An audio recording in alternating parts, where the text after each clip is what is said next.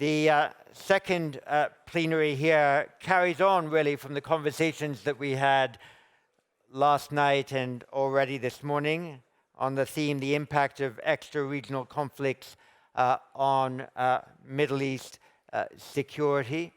I think in the question and answer period, it will be interesting to have more views from the Middle East about how they view the impact of extra-regional conflicts on their own security. We have in mind, of course, the Russia-Ukraine war, the biggest conflict in Europe since the Second World War. But some of the Middle East states represented here might feel that there are other conflicts going on now that are also affecting Middle East security, or rather the risk of other conflicts to which they have to pay special attention. So I'll be looking for the Middle East voice there as well. Our three speakers today are, first of all, our host here in Bahrain, the Ministry of Foreign Affairs of the Kingdom of Bahrain, Dr. Abdullatif bin Rashid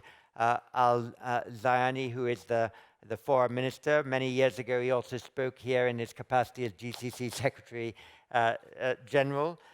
We're delighted to have with us Pekka Haavisto, the Minister of Foreign Affairs of Finland. I referred yesterday in more precise and diplomatic language, perhaps, to the handbrake turn in strategic posture that Finland took following Russia's invasion of Ukraine. And delighted also to have with us Dr. Tobias Lindner, who's the Minister of State at the Federal Foreign Office, the Auswärtiges Amt in Germany. Especially delighted since only last year we opened a new IISS office strategically located in Paris-sur-Platz in Berlin, so that we would be only 200 meters away from the Bundestag and able to engage all the political parties in Germany in our discussions. And I can say that the interest in Germany in Middle East and Indo-Pacific security has not been greater in my professional lifespan, and I hope that we can bring IISS analysis of that kind into the European security debate.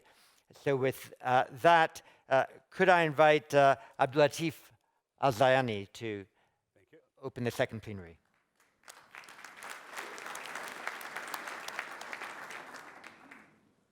Bismillah ar-Rahman ar-Rahim. Dr. Chapman, Your Royal Highnesses, Excellencies, distinguished guests, it is my great pleasure to join you again for this 2022 IISS Manama Dialogue, and to welcome you to the Kingdom of Bahrain. And I am delighted to be joined by Minister Haavisto and Minister Lindner as we examine the impact of extra-regional conflicts on Middle East security. I also want to thank Dr. Chapman and his team for once again bringing together such distinguished speakers and participants. Amidst continued global turmoil, this meeting is an opportunity for us to underscore, as His Majesty King Hamad did during the recent visit of His Holiness Pope Francis, the centrality of peaceful dialogue in preventing and resolving conflicts. Indeed, His Holiness described Bahrain as a crossroads of mutual enrichment between peoples.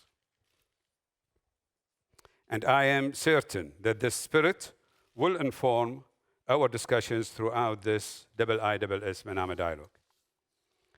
Ladies and gentlemen, for reasons including religion and resources, for centuries, outside actors have involved themselves in this region.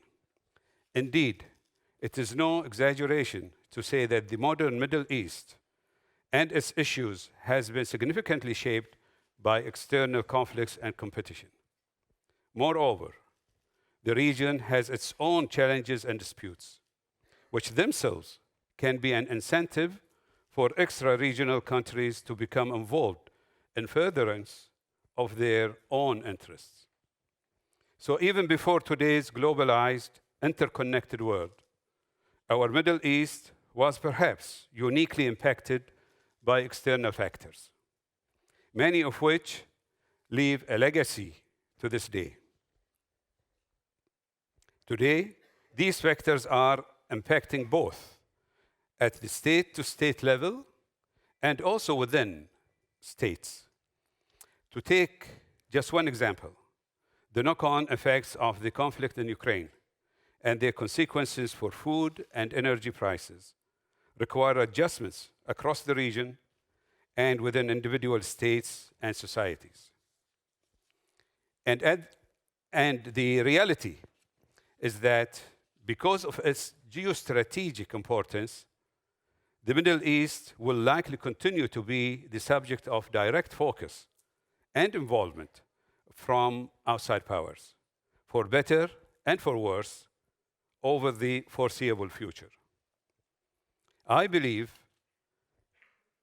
this will manifest itself in two primary ways. Firstly, we will see external powers continuing to use regional issues as a proxy for their own wider competition, whether explicitly through directly supporting different parties in regional conflicts, or more subtly through directing diplomatic, economic, or defense capital. Outside power rivalry will continue to be a thread running through regional issues. Secondly, we are likely to see continued efforts by extra-regional powers to engage Middle Eastern countries, directly or indirectly, in outside conflicts. In some cases, that will be logistical or technical. For example, regional states supplying weaponry to parties in extra-regional conflicts. In others, explicit diplomatic pressure may be used. Are you with us or against us? In still other cases, the approach may be more subtle, by encouraging diplomatic or economic stances that can affect the outcome of such disputes.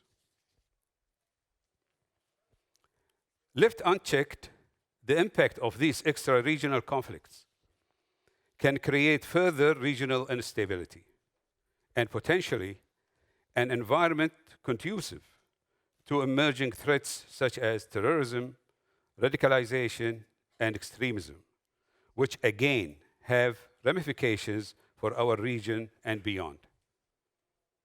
Further, there is a risk of a vicious circle whereby extra-regional conflicts feed into the calculation of outside powers in assessing their positions towards the region, creating yet further uncertainty and instability. So how best to respond to such challenges and impacts? For the states of the region, I believe we need to focus on the 3 C's of consistency, cohesion, and connectivity. By consistency, I mean keeping to the well-known norms and principles of international law, including, at a minimum, resolving disputes through peaceful means, not using or threatening force, refraining from interference in the internal affairs of states, but also, more broadly, by working to spread a culture of dialogue and mutual respect. Cohesion, in terms of ensuring security through unified cooperation, the approach taken by the GCC countries. Because there can be no doubt that we are stronger and more effective when speaking with one voice, whether to adversaries within our region or to extra-regional states, ensuring that our interests are better heard and understood. And connectivity, through building partnerships with like-minded states in our region and beyond that can both directly strengthen our shared security and also build networks of resilience and deterrence against potential adversaries. Ladies and gentlemen, for each of these three C's, diplomacy is the only way to sustainably achieve our aims. All of us, inside and outside the region, must never lose sight of the need to achieve peaceful political solutions to all issues and disputes. So we must work tirelessly to prevent conflicts before they break out and to bring an quick end to existing wars. This, the clear and consistent position of the Kingdom of Bahrain and the GCC, whether on Russia-Ukraine, Armenia-Azerbaijan, Yemen, or any other conflict. We always underscore the centrality of political, peaceful resolution.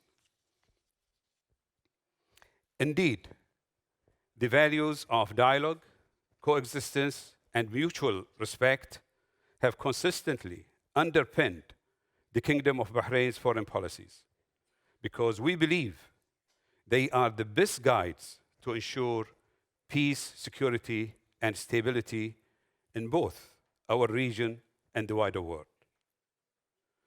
Before concluding, I want to briefly ask, how can extra-regional states minimize the impacts of external conflicts on the Middle East? Firstly, by recognizing that it is in no one's interest to turn the region into a proxy theater for wider rivalries. To put it bluntly, the Middle East has enough on its plate without importing external issues. Seeing existing regional challenges through the prism of extra-regional conflicts makes it harder to achieve a resolution. And as with any region, the countries of the Middle East have their own specific interests and challenges to navigate.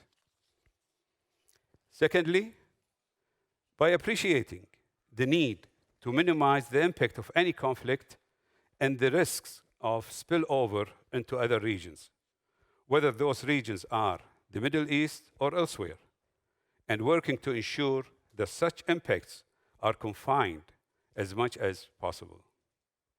And finally, by engaging consensually with regional states to help resolve issues on the basis of the principles outlined earlier.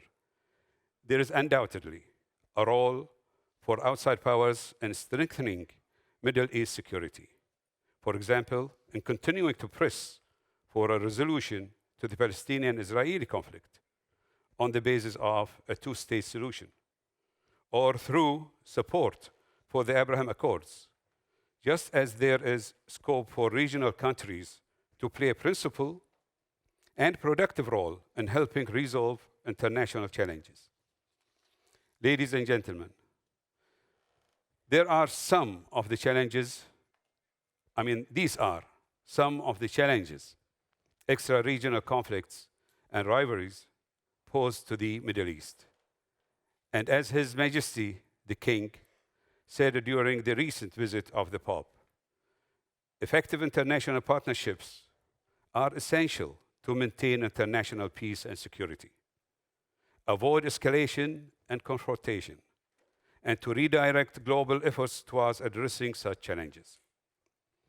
This again underscores the importance of working together regionally and internationally to mitigate the impact of such challenges, and is recognition that such efforts are not zero-sum game, but a means for us all to benefit through advancing peace, development, and prosperity. Thank you.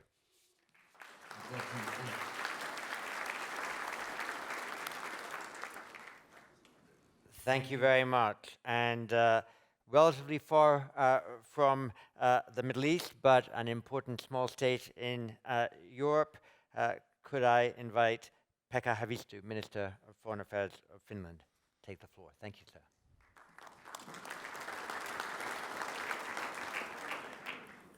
Your Royal Highnesses, Excellencies, ladies and gentlemen, it's a great pleasure to be today in Bahrain and of course a great privilege to participate to the Manama dialogue. I think it's very timely.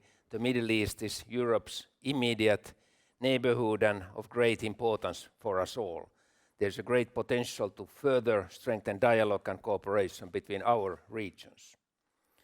Stability in Middle East is of utmost importance. First and foremost, it's important for the region itself, but also beyond. There are several unresolved conflicts in the region that cause instability and immense human suffering for millions of people. And the situation in Iran and Iran's role, and also Iran's role globally, not only regionally, has been mentioned already here many times. In Europe, we have now also been living in a time of war for nearly 8 months. Suddenly, also our security situation is more difficult to predict than at any moment since the Cold War, and we expect this outlook to persist for the foreseeable future. Russia is ready to take very high risks to advance its political objectives. Russia chose to attack not only Ukraine and not only Europe, but the entire global security order. Actually, when looking the situation, many people are saying, or many people are accusing that Europe or West has double standards. And I'm trying to think where to compare the current situation. When we saw the 24th of February, the Russian attack against Ukraine, we were not sure if Russia will be successful. We were not sure if it's ready to make a so strong effort that the government in Ukraine would collapse, and what would be the consequences for the whole world and actually for the whole Europe in those circumstances. I compared it actually in my mind to Saddam Hussein's occupation of Kuwait, 1990.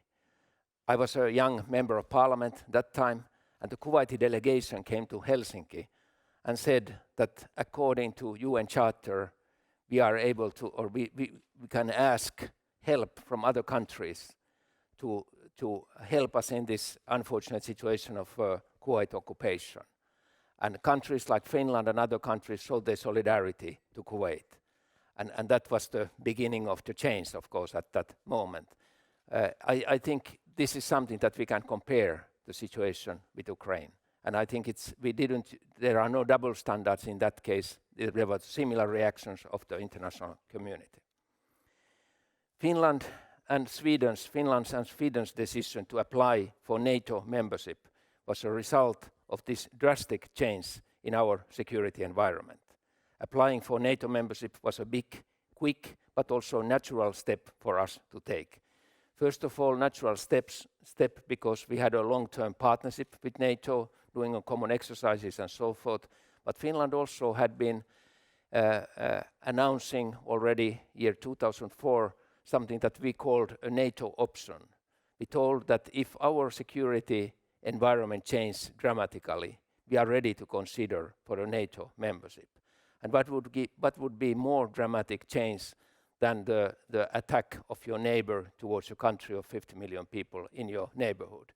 Finland is a country with 1,300 kilometer common border with Russia, so you understand our concerns in these circumstances. But of course, the core of our foreign policy will not change. It will continue to be based on democratic values, rule of law, and human rights. In Europe, we have now been forced to analyze our policies very critically. Europe's energy dependency from Russia is one of the most obvious examples. However, this also allows us to step up our efforts. Finland is very focused now on green transition. We hope for global cooperation in these strives toward a more sustainable future. Russia's unjustified and unprovoked war of aggression against Ukraine is truly a global issue.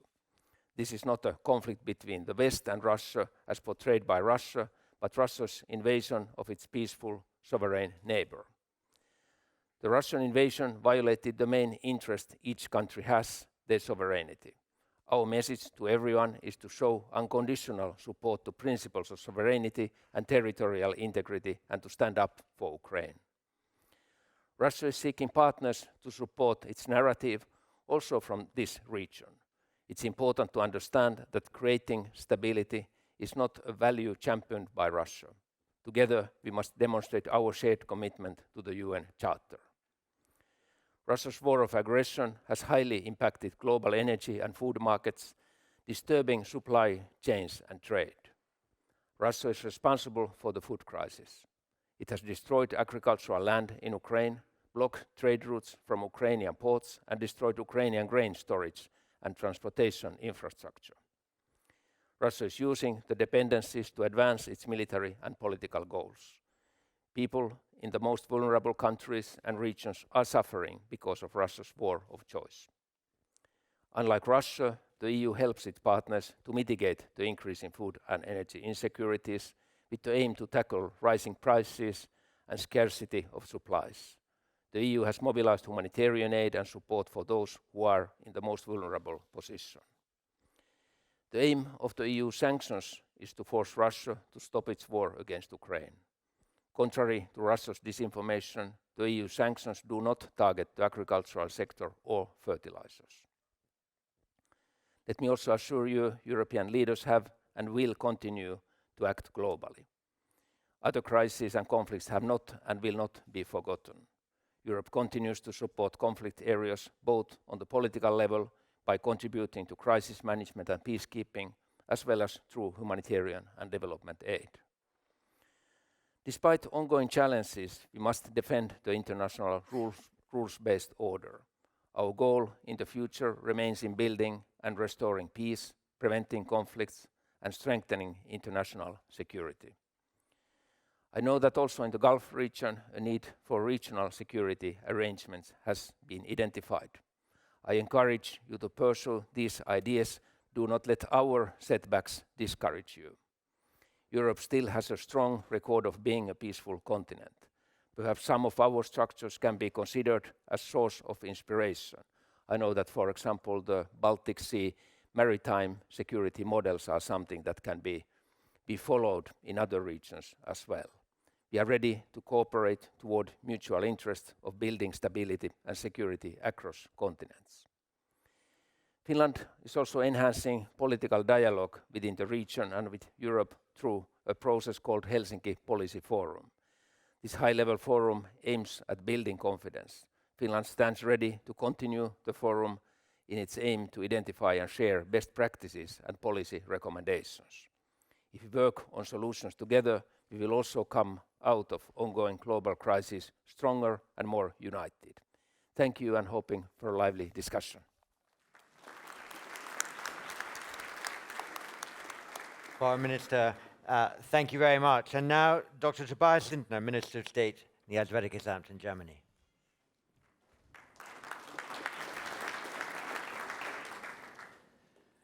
Dear Mr. Chipman, Your Royal Highnesses, Your Highnesses, Excellencies, colleagues, ladies and gentlemen, when discussing extra-regional conflicts, I'm sure that not many of you will be surprised that I have to start with the Russian war of aggression against Ukraine. For us, this war is a blatant breach of international law, in particular with the UN Charter and its universal values. And please let me emphasize and clarify: the UN Charter, the NATO-Russia Founding Act, the OSCE, this is not something that was invented by the West and imposed to other countries. Ladies and gentlemen, this is a common fundament for peace and prosperity worldwide. And the violation of these principles, it's more than just a turning point. It is indeed, as we call it in Germany, a Zeitenwende, a turn of an era. And this was also visible at the G20 summit these last days. The world is no longer the same, with severe consequences not just for Ukraine or for European security. it has consequences for our security architecture, also here in the MENA region. The Russian destruction of agricultural infrastructure and its month-long blocking of the Black Sea ports have aggravated the global food crisis and added to political instability. Furthermore, Russia's war against Ukraine has triggered turmoil in financial and energy markets and drastically increased uncertainty about the recovery of the global economy. And these effects can be seen globally, also in the MENA region, as in Yemen, Iraq, Egypt, Lebanon, and Sudan. And in order to have peace in Ukraine, and that means to end the Russian aggression, and to re-establish security as well as economic stability, ladies and gentlemen, the European Union, together with its allies worldwide, is increasing sanctions pressure to further limit the resources available to Russia for continuing to wage its war. And at the same time, pressure against Iran is equally important, as Iranian drones play an increasing role in Russian strikes against Ukraine. We have taken quick action in the European Union to directly sanction the involved Iranian officials. The Russian aggression has another impact. It confronts us all with the question which world order we want to live in. Either in a rules-based order where we can rely on the sovereignty and the territorial integrity of states, or in a world where imperialistic aspirations weigh heavier than respect of international law. Ladies and gentlemen, I think that the Russian war of aggression also had a positive effect that certainly wasn't intended. It led us to intensify dialogue between the Middle East and Europe on regional security, but also on energy issues and other fields of cooperation. This was long overdue. The new EU-GCC strategic partnership is only one example. And platforms like the distinguished Manama dialogue are the perfect occasion to further enhance the dialogue. Your Excellencies, ladies and gentlemen, another conflicted region with possible security consequences for the Middle East is Eastern Africa. Instabilities in countries like Ethiopia, where the recent ceasefire agreement offers hope, and Sudan or Somalia could strengthen radical forces with possible repercussions for neighboring regions. This could also lead to increasing migration flows, both with possible implications on stability in the Middle East too. And to prevent this, internationally coordinated efforts regarding mediation, stabilization, humanitarian aid, and development aid are needed, and I can assure you, Germany is proud, as one of the largest donors worldwide, to continue to play an important role in this. Maritime security is another important aspect directly linked to these conflicts. And I want to thank Bahrain and the other GCC states for their essential role in keeping the Indian Ocean safe. This week's unacceptable attack on an oil tanker off the Omani coast underscores how important and intensified security cooperation is to ensure international shipping. Ladies and gentlemen, let me finish by mentioning a third extra-regional conflict, a conflict that we sometimes tend to forget, although it has directly security implications not only in the Middle East, but on all of us, the growing threat of climate change. To overcome this crisis, we need to join forces and use all means at our disposal. The Middle East strides ahead with an ambitious and impressive agenda to invest in renewable energy. With the COP27 in Egypt at this very moment and the COP28 in the UAE next year, we see that the region is taking on responsibility. Conflicts arise when not all countries feel heard or when burden is not shared equally. Together, we have to limit global warming while balancing loss and damages of the most effective and financially weaker states. I thank you.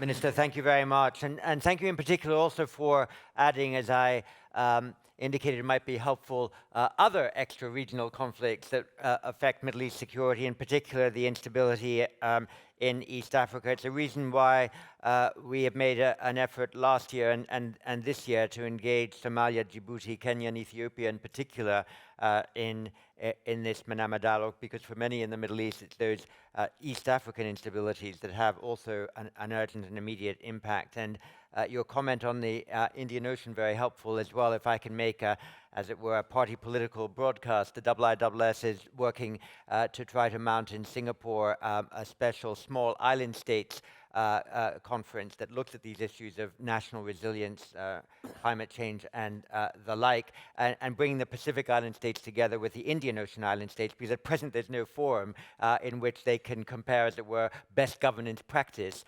for the common difficulties and challenges they share, especially when they are becoming now the objects of US-China competition. So thank you for allowing me to sort of make that point, and with it to see that now a dozen people have asked for the floor, and so I'll turn immediately to them, taking about 6 or 7 as I did last time. Could I start with Tommy Steiner from Israel? Thank you, John. Minister Rashid Zayani, I was very impressed by your remarks about extra-regional powers and their problematic impact on the region. But I would like to know, how does that coincide with the upcoming China-Arab summit next month in Saudi Arabia, in which probably, most likely, we will see Arab countries endorsing President Xi's new signature initiative, the Global Security Initiative, which also features indivisible security as one of the key principles, which has become rather, I would say, infamous or notorious in the European context, because it has become the pretext, excuse for Russia's invasion of Ukraine.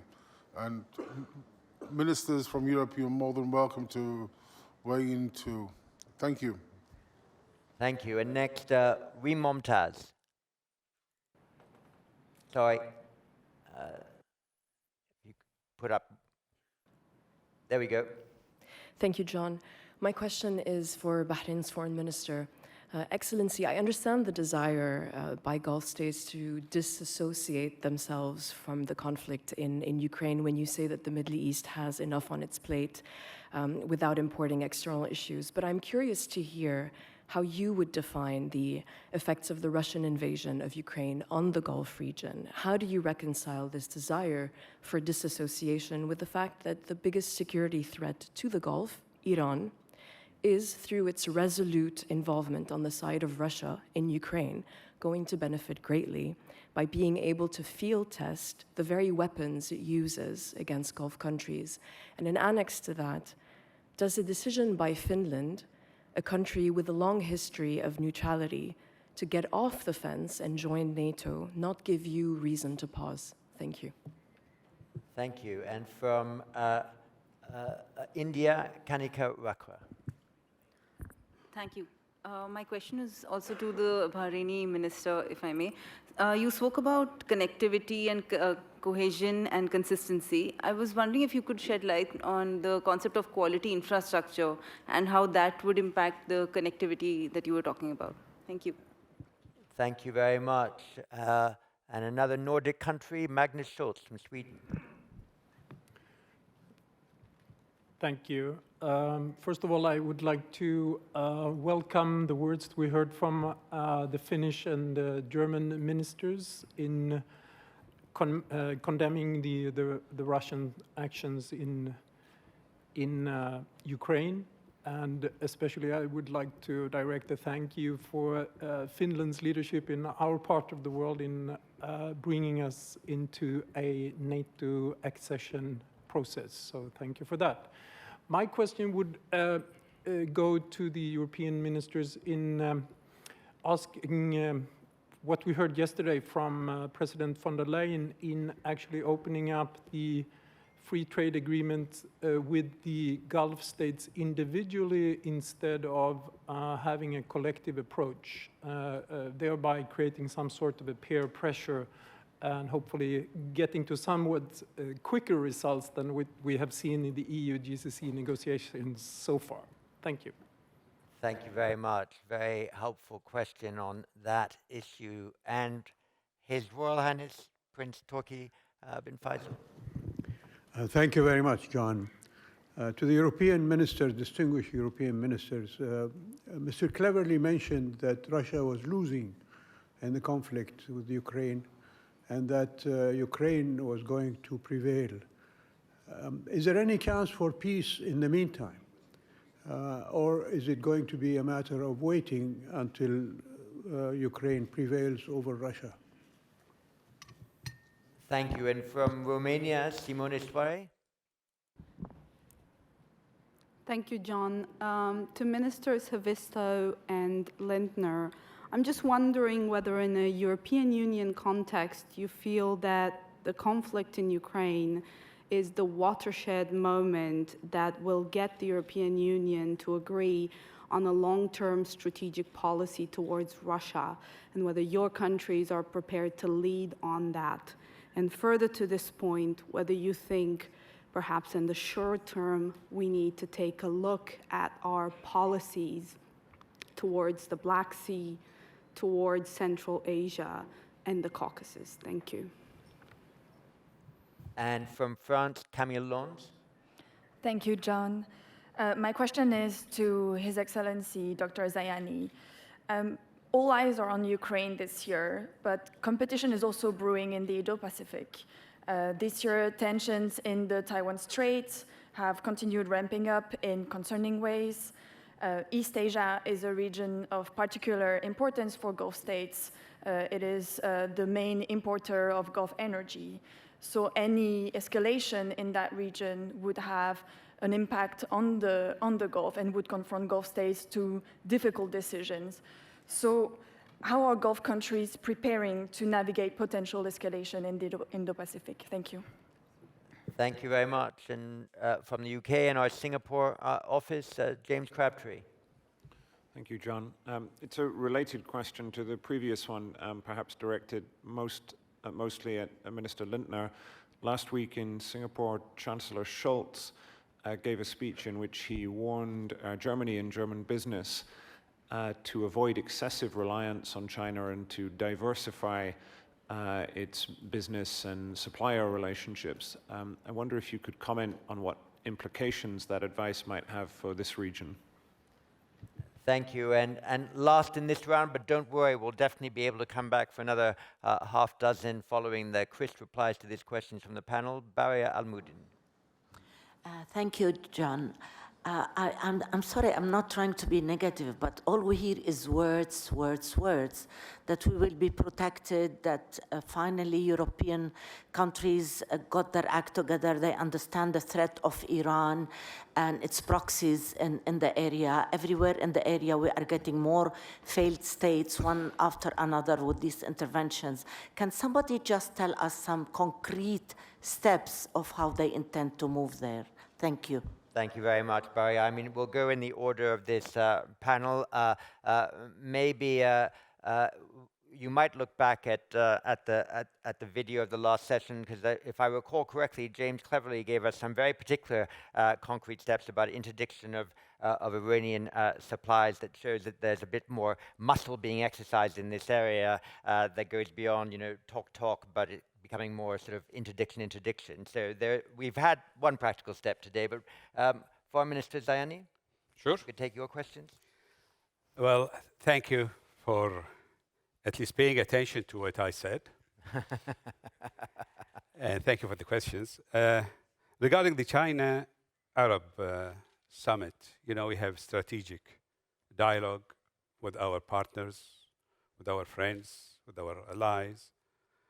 The GCC plays major role in assisting and pursuing the path of establishing peace, stability, and security in the region.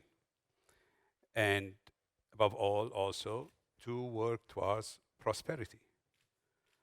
The region has suffered enough, and we have so many crises not even issues that are in the region that we need to tackle. So we need to maintain our relationship as a GCC, and we need to continue playing our role in assisting and helping in achieving peace in the region. That's what we have been advocating, that's what we have been preaching, especially Bahrain, with the leadership of His Majesty. We have strategic dialogue with China. We have annual and regular meetings at different levels.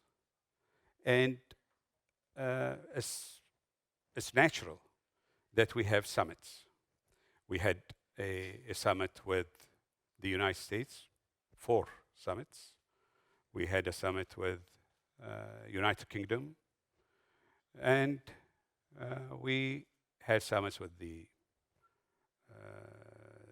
France as a GCC and as Arab League. So this is continuous, it's natural, and we have to tackle issues of mutual interest. Regarding Ukraine war, I think our position is clear. As I said, in the 3 C's, consistency is really essential, and it's a principle that we stick to, adhering to the United Nations principles, the United Nations Charter principles, and not threatening using force, to respect the sovereignty of others, other countries, etc. All of these, we have demonstrated it over and over and over. And in March of this year, we supported the General Assembly resolution. Bahrain was the first one, the first country to call for diplomatic talks, political solution. And we presented it literally in the next 48 hours when the war broke up. It was through the OIC and through the Arab League. And we continue asking and calling for diplomatic solution. Lately, an initiative, joint initiative, came from His Majesty the King and His Highness Sheikh Mohammed bin Zayed during his visit to Bahrain. They met and they called for having diplomatic talks, political talks between 2 parties, and encouraging them to showing that we are prepared even to help if need be, but we're asking the world also to help. We've seen what happened when Europe was unstable. We've seen 2 world wars. Countries, cities were destroyed. Millions of people were killed. We know how important the stability and security of Europe. It is essential for the security and stability of the world. Any hour goes by is just increasing the risk of getting to the point where we all don't want to. Wars start because of failure in diplomacy. Wars end because of success in diplomacy. We need to move, and we need to move quickly. This reminds me of terrorism. I'm sorry to have the analogy, but in the year 2005, when terrorism was a threat to all, the entire world, especially our friends and allies, they thought it will be in isolated areas. It will not spread. In the year 2005, Saudi Arabia conducted and formed a conference. And today, I ask you all, if we go back to the communique, and thanks to my friend here, I think from the Emirates, who recommended to have a communique. I think if we go back to that communique, and if we have implemented those recommendations, I think the world, will not be in the same position today. But unfortunately, we did not. We did not see that we need to unite and work against that threat. Now today, we need to unite, and we need to work together to limit the effect of this war. We've seen its effect. Every single person in the world, if not affected today, will be affected tomorrow. We need to move. Thank you. The question on connectivity, we need like-minded nations, and we need to work together. But I've been called by No. Dr. Abdullatif, Chipman I to knew stop. we'd have time to come back, and I just Sure. want quickly to give Pekka, Haavisto and Tobias Lindner a chance as well, but thank you very much for those important remarks and that comparison also with the international campaign on terrorism, which took a while to mount, perhaps effectively. Pekka, Haavisto. Thank you, Chair. And if I start with His Royal Highness question and comment on peace, how to give a peace chance in these circumstances. Many people are asking, but why don't we negotiate on situation of Ukraine, between Russia and Ukraine? And it's always good to remind that we had long negotiations, the Minsk agreements, and we try to get Russia to follow what was agreed in Minsk. Actually, that had been quite a good outcome already before the conflict, I think, based on the Minsk agreements. But unfortunately, this didn't happen. Instead, we saw the aggression against Ukraine. But at the moment, there are three, of course, projects or processes that give some light in the end of the tunnel. First, of course, this grain trade agreement, and we really have to congratulate UN and Turkey for facilitating this, and now the continuation of the grain trade agreement, which minimizes hopefully the consequences for those who are suffering for the lack of supply of food and so forth. And then we have the nuclear safety process led by the IAEA and Mr. Grossi doing excellent work with the Zaporizhzhia nuclear power plant and so forth. Again, a very important act in the middle of the crisis. And then thirdly,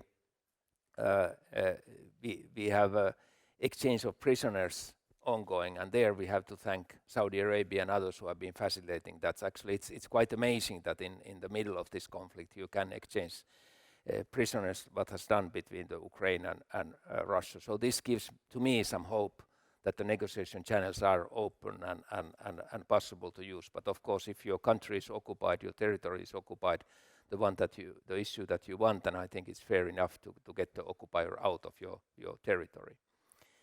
Then the question of maybe the European Union and Russia policies and what have we learned. I think the Europe has somehow found its soul in this crisis. European Union function, that's my view, best when there is a pressure and you really have to act. And this is what has happened in these circumstances. Actually, European Union is the one that has mobilized help to Ukraine, has mobilized also military help to Ukraine, functioning quite well in this respect. And the big question, of course, is what will be then our long-term policies towards Russia. I can see a lot of scholars who say that Russia is always the same. Then there are some people who say Russia is always changing. I'm a little bit on that side of the permanent changes. When we look 100 years backwards, we had the Tsar time, then Lenin, Stalin, then Khrushchev, then Brezhnev, then Gorbachev, Yeltsin, Putin.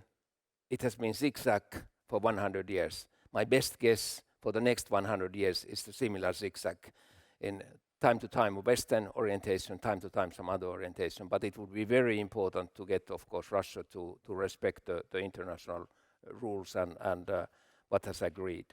If I shortly comment on China, of course, what scared us in this conflict, Russian attack of Ukraine, is how dependent we were in Europe on the Russian energy and what kind of dependency we have been building throughout the years. And now we are getting rid of that dependency, energy dependency, but that makes us also to evaluate how vulnerable we are vis-à-vis China and some production in China, including the protection equipment for COVID-19. Everything was produced in China, or at least outside of Europe. And I think Europe is learning the lesson that there are some strategic issues that we have to provide ourselves and be relying on to ourselves. And I think this is the lesson learned of recent conflicts and also of the COVID crisis. Maybe I will finish here. Thank you very much. Tobias Lindner. Thank you. I will not repeat everything Pekka said, so to save some time, but to add a few things and to start with the question of His Royal Highness about peace in Ukraine. And I believe, Your Royal Highness, there are two challenges. First, if you want to negotiate, it takes two. And believe me, my Chancellor is calling every few weeks Mr. Putin. And if my government would see any sign that Russia is willing to pursue something you could really call negotiations and not fake negotiations which would lead to a dictated peace, we are willing to do so. And the challenge is, how do you negotiate with someone who has proven by February the 24th that he ignores agreements that had been achieved? That's a real challenge. Second, we all want peace, but we all have interests. And I can tell you the interest of my country is that a war of aggression must not be won in the 21st century. If Putin would be incentivized by what he did, it could give an example to others all over the world in a few years. And if we want to have a just peace, if we want to have a sustainable peace that lasts for decades, a war of aggression and an alternation of borders by force must not happen in this century, ladies and gentlemen. That brings me to the question from Romania about European strategic outlook of Europe towards Russia, and I believe that's necessary. Germany is willing to do that. We had to learn some hard lessons. Over many decades, we have been one-sided dependent, especially when it comes to gas and fuel from Russia. I can promise you that's a mistake we will not make again. And I totally agree.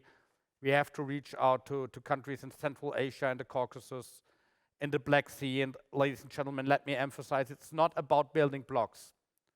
This is not a new Cold War.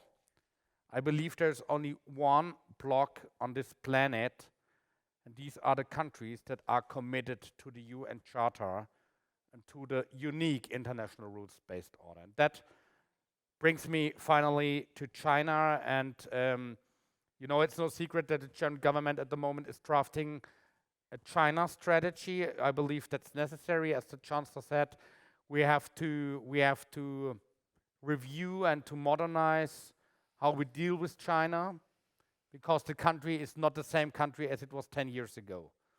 And that means for sure that we can pursue partnership where it's possible, for instance, in fighting climate change. It also means that we can have economic relations and trade where it's a level playing field. But as I said, we have learned our lessons. That does not mean one-sided dependencies. It means diversification, not decoupling, but diversification. And we will review our supply chains, the resilience of the supply chains. And that means that we will also reach out to partners, be it in the Indo-Pacific, be it in the Gulf region, on science, technology, rare materials, green hydrogen. I believe this is some lesson we have learned, and I'll stop with that. Thank you very much. And we'll take a round of about 6 or 7, then give everybody 2 minutes each to wrap up. I thought it was important in response to His Royal Highness's question, you're listing 2 or 3 examples of what might style micro-diplomacy. Grand bargain diplomacy may be a little bit difficult right now, but the micro-diplomacy exercised by the IEA, by Turkey, by Saudi Arabia, by others has at least had some material results. So diplomacy hasn't stopped entirely, and micro-diplomacy is actually an interesting element of conflict resolution generally because it can open up a variety of useful channels. From the UAE, Ebtisam Al-Ketbi. Thank you, John. May you please allow me, I will ask in Arabic. إذا كان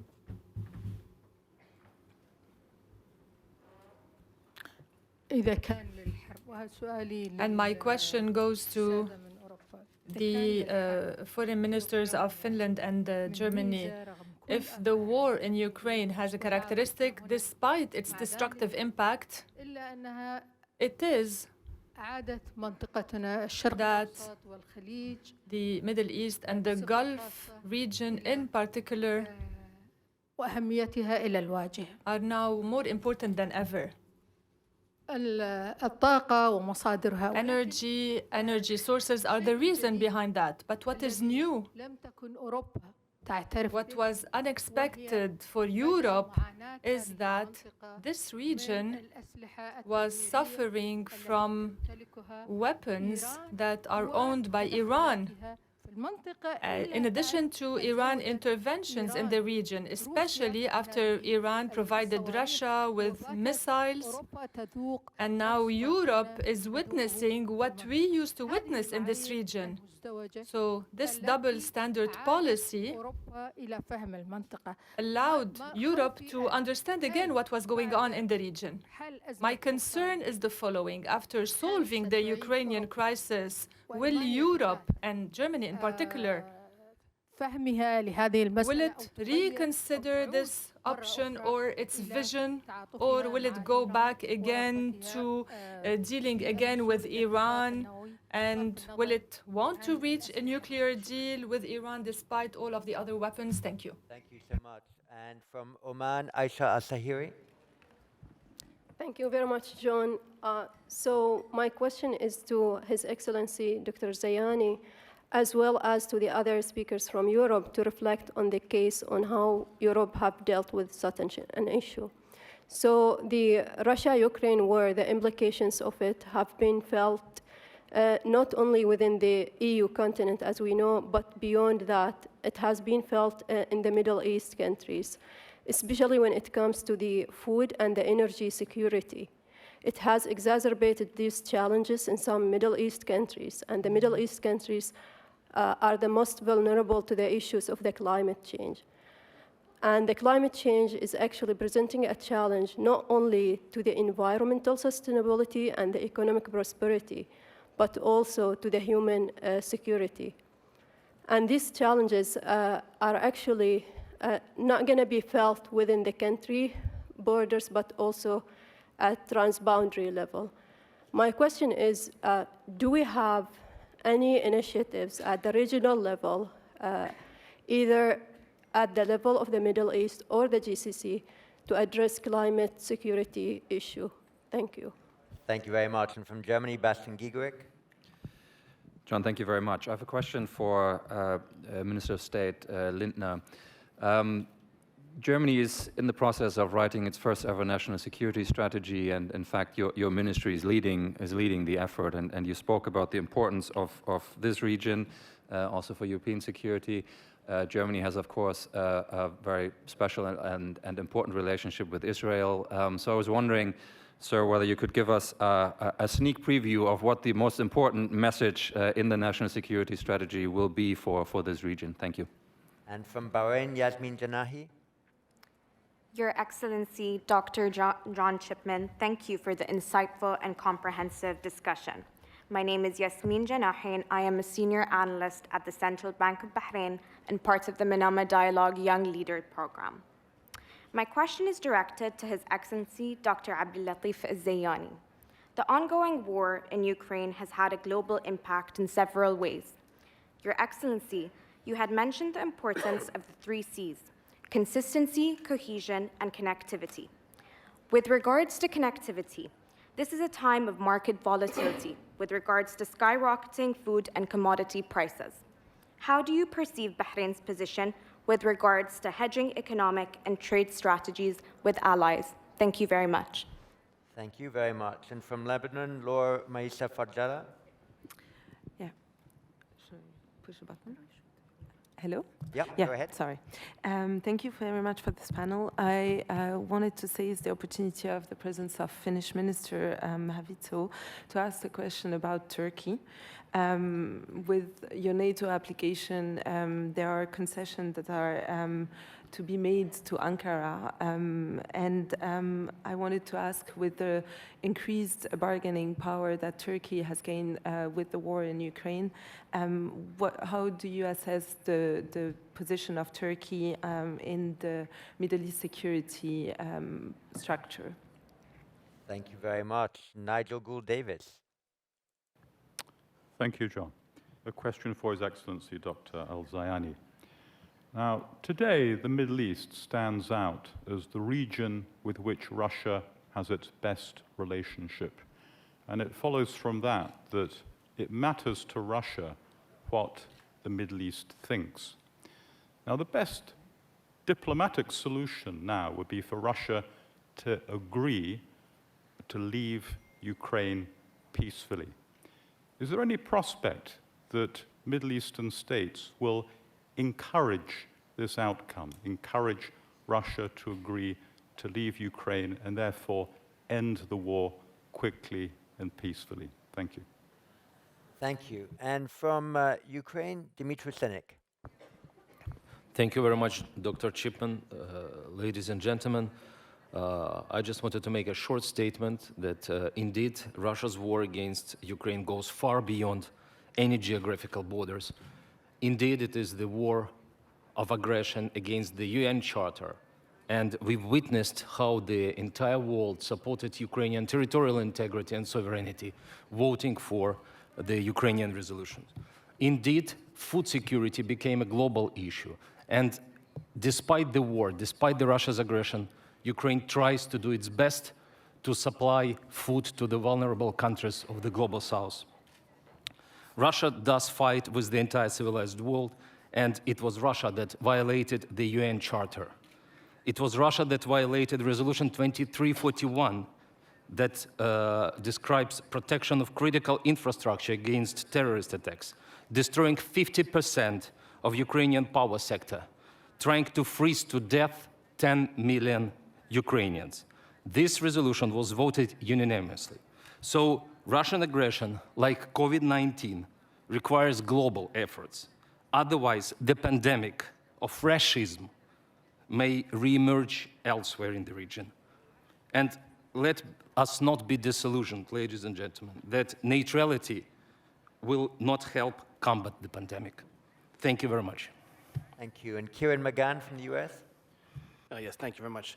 I appreciate the comments from the person from Finland about the views on the UN to do more in Ukraine like they did in the Kuwait 1991 Gulf War. What is your opinion on the disregard for the Budapest Memorandum on Security Assistance signed in '91 by Ukraine, Belarus, Russia, US, and UK? And that was basically for them to get rid of their nuclear weapons. They were guaranteed security and sovereignty. And then what is the and why is the UN not more engaged with this fight? Thank you. And from the UK, Simon Hughes. Good morning. I've got a question for Minister Lindner. I noted his comments thanking the GCC for helping to keep the Indian Ocean safe. And I wondered how he defends his government policy to refuse those same GCC states export licenses for defense equipment. Thank you. We'll take two more and then just advance tactical warning to the panel. We'll have replies in reversed order, so I'll ask Tobias Lindner and then Foreign Minister of Finland, and we'll close at 11:29 precisely with Foreign Minister Zayani. Not at all. We can fit it all in easily. From Italy, Benjamin Petrini. Thank you very much. I have a question for His Excellency, Dr. Al-Zayani. Can you comment, sir, on the recent peace agreement in Ethiopia and what the position of the Bahraini government, and if you can talk about concrete steps that the JCC can take to support this peace agreement and its implementation? Thank you. Thank you very much. And Tom Beckett?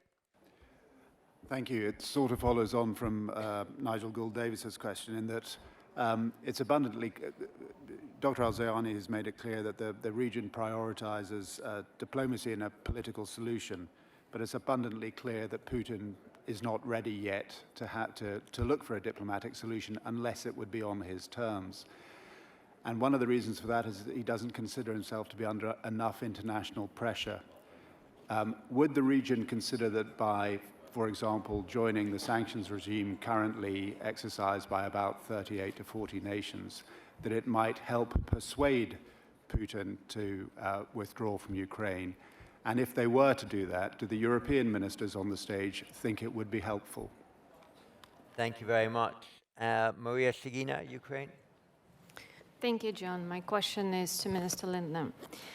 For all the perhaps criticism about Germany's Zeitenwende, about its pace, there have been truly profound changes in Germany's energy security and Energiewende to quickly wean itself of Russian fossil fuels.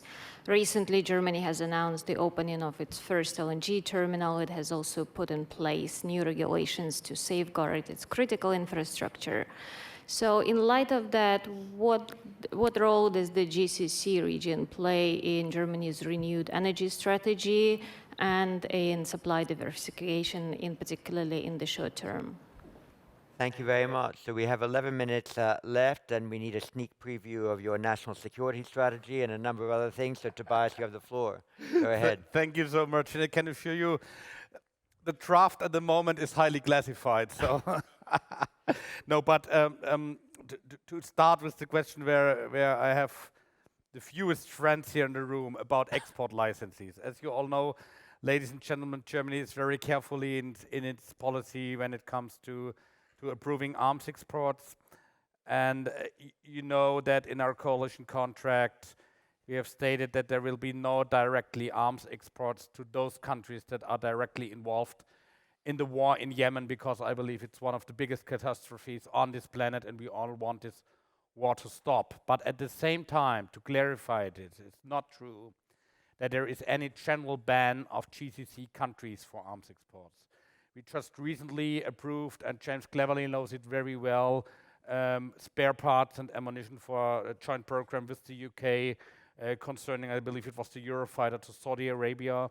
I can assure you we will be looking carefully in every detail, doing risk assessments, doing assessments on the regional security situation, because I believe we have to be careful, but there is no general ban in that sense for the whole region. Concerning the national security strategy, and I start with energy and the question from Ukraine, the national security strategy will be the first coherent approach on security in Germany, embedding military security as well as energy security, and therefore at the moment we are reaching out to the countries here in the region in diversifying our supply chain on a short-term basis in terms of LNG, gas and oil.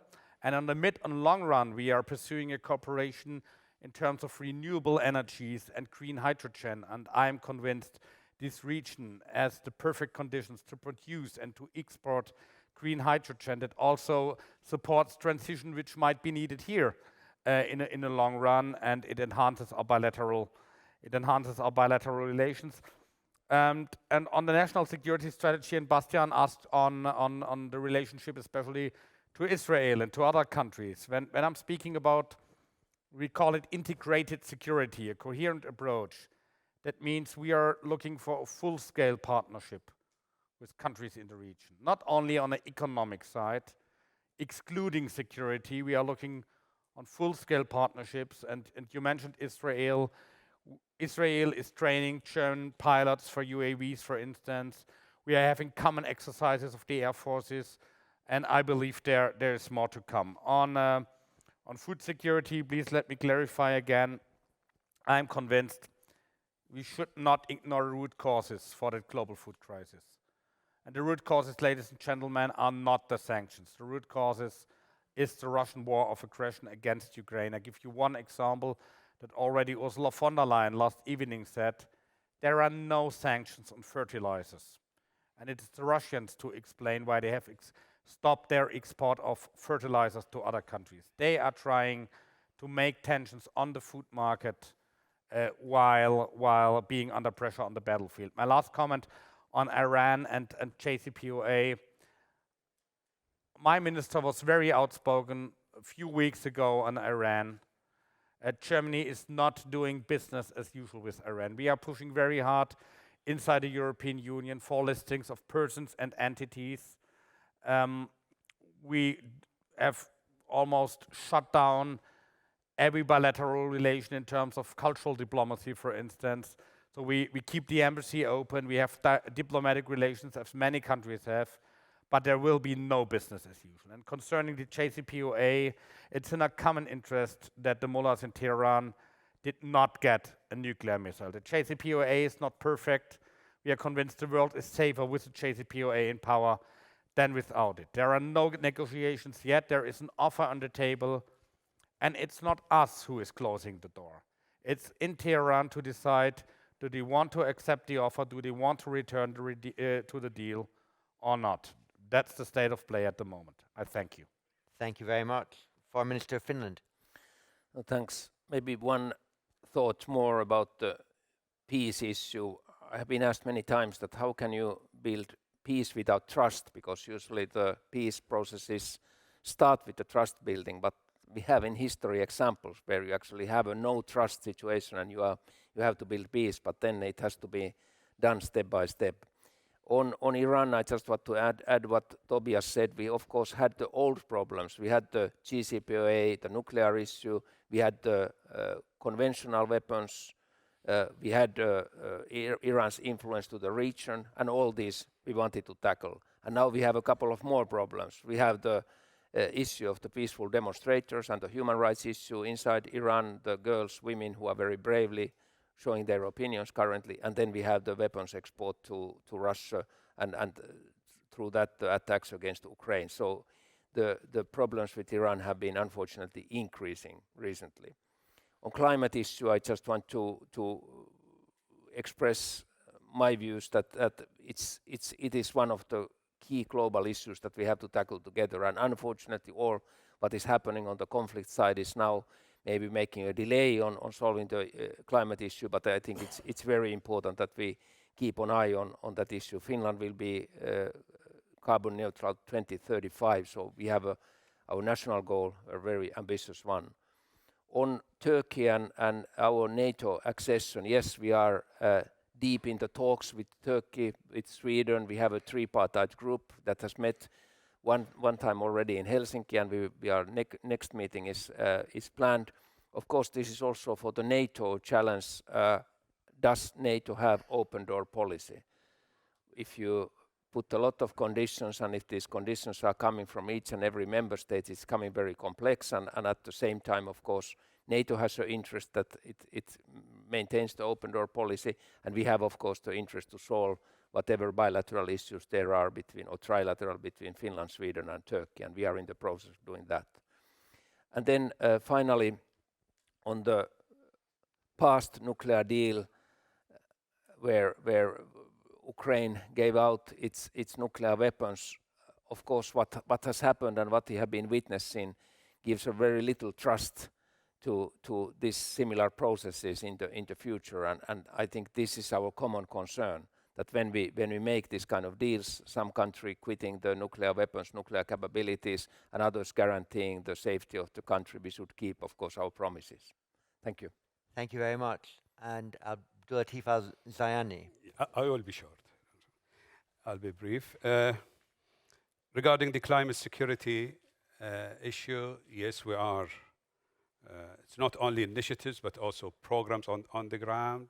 And I think the best indicator is having COP27 in Egypt, and we congratulate them for the success of it. And also looking forward for COP28 in UAE. In Bahrain, the climate security is also something of importance, and it's being led by His Royal Highness, the Crown Prince. He's very passionate about it, and we have programs in place that will support the green Middle East, etc. In addition, we have the climate security for Bahrain as part of our human rights national plan, as part of our solidarity rights. So that shows how committed we are in climate and working together to really achieve a better success in that area. Regarding connectivity and talking about food security, yes, there are programs, and at the GCC level, we have the food security committee, and we have strategy they are working on, and we are exploring areas and venues to see how we can provide, whether it's logistics or supply. And in addition, in the part of the Negev Forum, which is part of the Abraham Accord, we're having a working group just for food security. And that's where connectivity comes into place. If anybody doesn't know about the Negev, then the countries involved are UAE, Bahrain, Egypt, Morocco, Israel, and the United States. And together we are trying to see how we can work on the food security issue. For encouraging the Russians, etc., we are calling for peace. And we believe that through diplomacy, active diplomacy, aligning our efforts all together, that we probably can achieve that objective of getting them together and reach a solution that will save Europe and save the world from further crisis. Thank you. Abdullatif, thank you very much. And thank you in particular in your penultimate answer for reminding us of another mini-lateral that has been formed amongst these 6 Negev countries on food security. And it's a reminder that diplomacy takes a variety of forms and a variety of structures in this age, where all the formal structures are sometimes don't move quick enough, but these light-footed arrangements of the kind that you just referred to are sometimes needed. Again, let me invite you to do 2 things, both of which will be easy. First of all, of course, to thank our 3 panelists, and second, to enjoy, all 350 of you, the coffee break that we now have for 30 minutes. So thank you very much.